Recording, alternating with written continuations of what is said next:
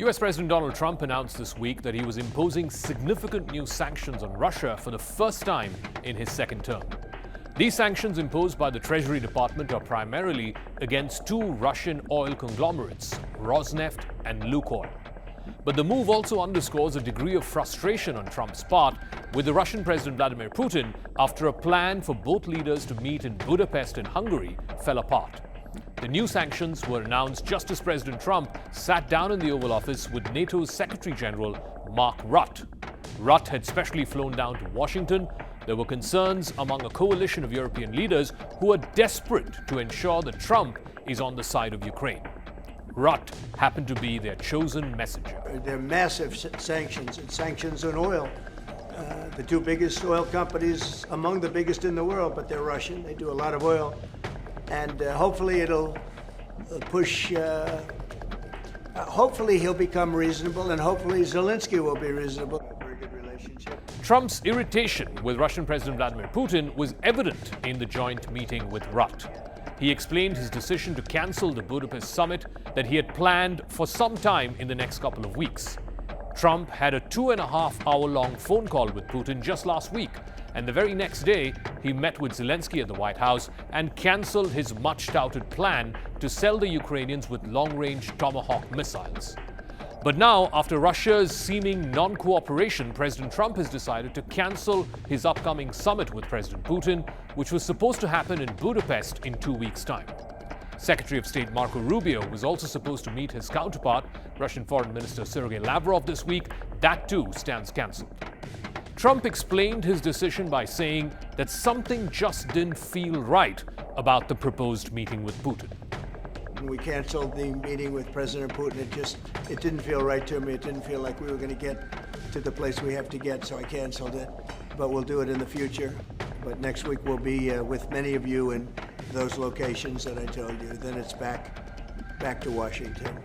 The sanctions on Rosneft and Lukoil are among the most significant measures that the United States has taken against Russian energy since the beginning of this war in Ukraine. The Biden administration had avoided levying sanctions against these oil companies so that it would allow for legal purchases of Russian oil by American allies, whether in Europe or in other countries. But Trump targeting these companies could make a meaningful dent in Russia's oil revenues. Russia made a total of over $200 billion in its oil and oil product exports in 2024. Rosneft itself made about $12 billion and Lukoil about $10 billion in net income in 2024. But that contribution has fallen substantially in 2025 because of the threat of sanctions and because other countries have moved away from Russian oil. But the key here is going to be enforcement. Secondary sanctions would also target countries that do financial business with Russia. China and India happen to be the two biggest importers of Russian oil. So these set of sanctions on Rosneft and Lukoil will likely impact both China and India, and Trump is hoping that that would put pressure on the Kremlin. I'm absolutely convinced that with sustained pressure, we will be able to get Putin to the table to agree with a ceasefire and then other talks coming after that. And you have seen it in the last couple of weeks. Alaska happened when the American president decided to do secondary sanctions on India buying Russian oil. Last week, President Vladimir Zelensky of Ukraine came to the White House to attempt to bring President Trump more firmly onto his side. But behind the scenes, the meeting between Trump and Zelensky did not go down well. This was reported by the Financial Times and by CNN. Trump, in fact, pressured Zelensky in that meeting to concede territory to Russia so that a ceasefire on Putin's terms might come into effect. This was straight out of Putin's playbook, and Zelensky declined. There is now a familiar pattern of behavior when it comes to Trump and Putin. After Trump and Putin got together in Alaska back in August, the American president abandoned his primary goal, which was to secure an immediate ceasefire.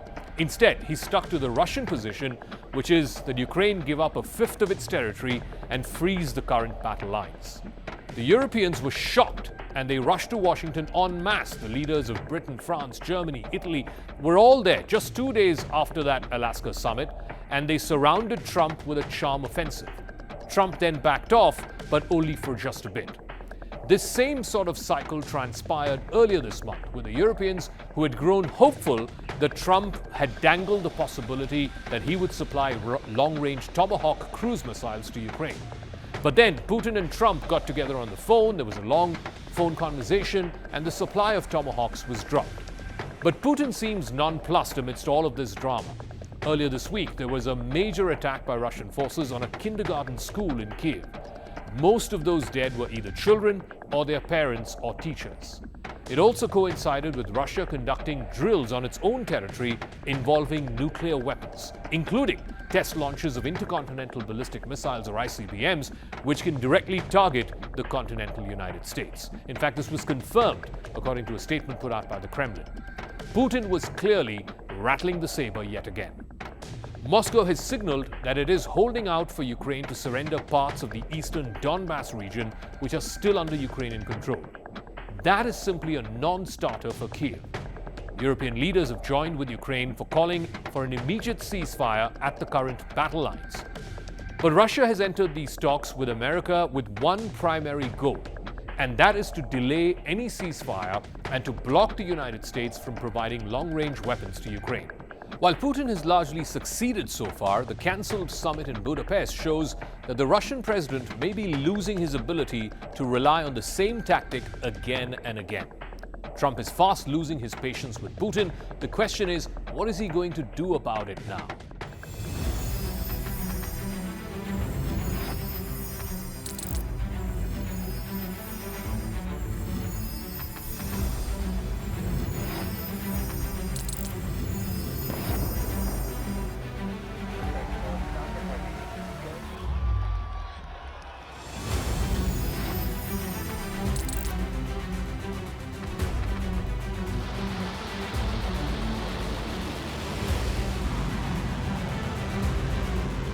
Fighting so long and so hard that they don't know what the they're doing.